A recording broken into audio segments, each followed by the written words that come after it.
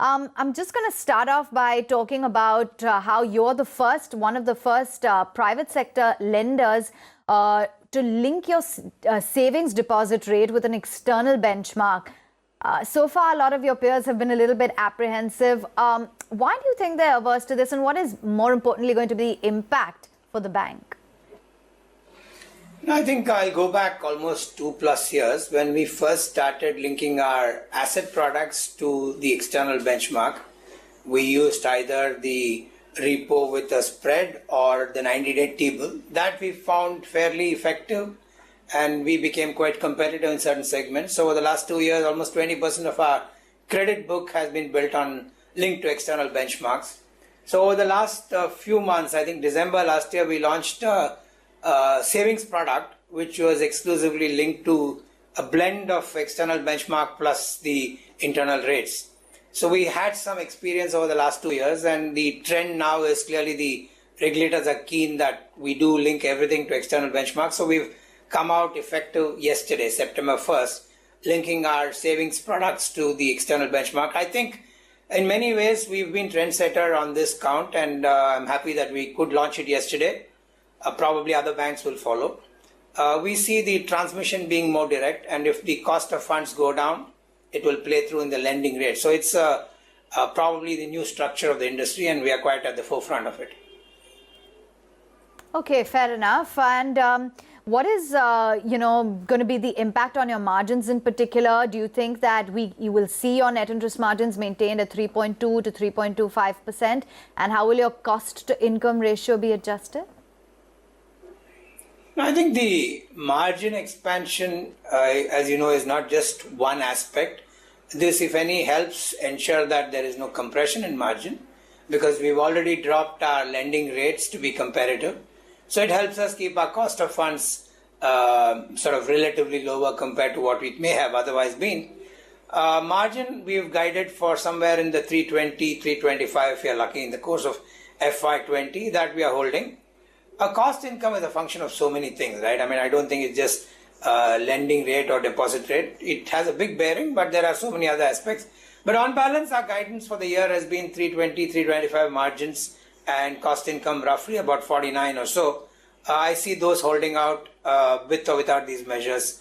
These are to ensure that we are able to transmit rates both on the assets and the liability side. So it doesn't have a significant bearing just yet. We'll see how it plays through over the coming quarters. I also wanted to understand, Mr. Srinivasan, what are the trends in regard to slippages, particularly when it comes to SMEs and corporates that had seen a rise in the first quarter? Has the stress been well contained, would you say? And have there been any notable recoveries that you'd like to highlight? Are you mentioning this for the industry or for Federal Bank? Particular. Now, is this a question for the industry or for us in the bank? For you, sir, for you in particular, for Federal Bank.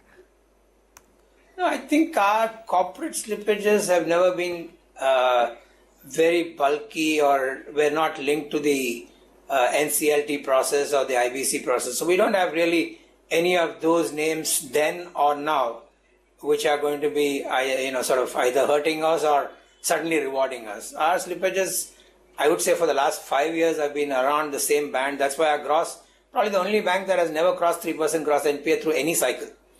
And I believe that retail and SME have held out within a band, and I see that happening even this quarter. Our full year guidance on recoveries, on slippages looks quite what we thought it would be at the beginning of the year. We haven't had any of those names that have caught up in the more recent past on our portfolio, and therefore our guidance holds more or less to what we had said it would be at the beginning of the year, both in credit costs and in slippages. I'm not signaling anything very different from what it was at the beginning of the financial year. You earlier guided for an ROA of 1.2 to 1.25% versus 1.02% in Q4 FY19. Are you on track, would you say? Or if so, what are the key monitorables that you're looking out for? Aisha, only thing you missed in this, that 1.2, 1.25 was FY21. right? So we've taken 0.76, 0.88, 1, 1.12, 1.25 as the 5-year ROA roadmap. At end of FY19, we were at 1.02. Q1 was the same number. We believe all goes well. FY20 should be 1.12, and thereafter one leap to take us to 1.25.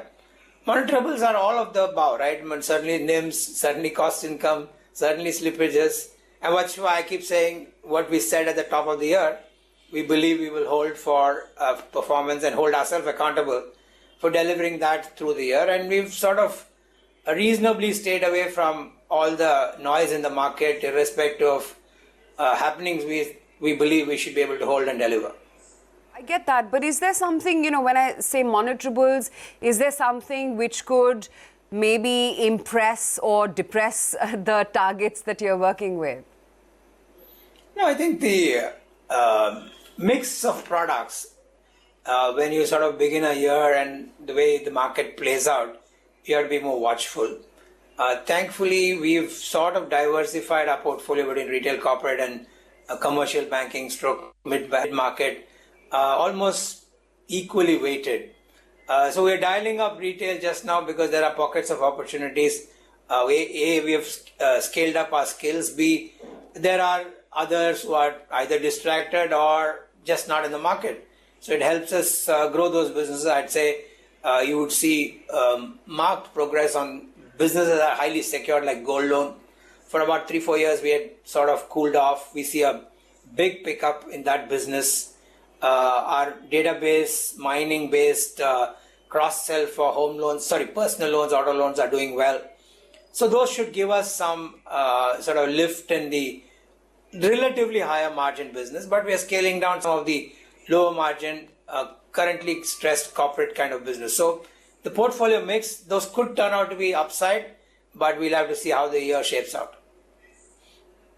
With us, I have to ask you, what is it that you're making of this mega PSB recap, which has, or rather recapitalization, as well as the big merger that has been announced on Friday evening?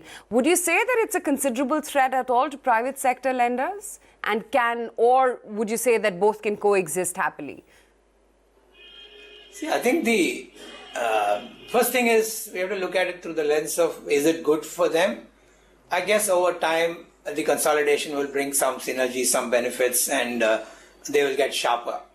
Near term, I see these are all opportunities for banks like us. I've seen through my period times when the SBI subsidiary merged, it gave us some substantive opportunities to go out and get. When the other banks which merged last year, it gave us some opportunities to go and get business. Because whatever happens, the distraction is there. They may box it off, fence it off. There's bound to be distraction. And I think those are remarkable opportunities for banks like us. The universe is the same. The players are the same. It's just that the constitution changes. I don't believe constitutional change can give near-term benefits to anybody. I think, if anything, we should look for opportunities. In the long run, I would, done well, I'm sure these are going to be more powerful, larger engines of growth. But that's at an economy level. I have to be selfish and look at what's good for our bank.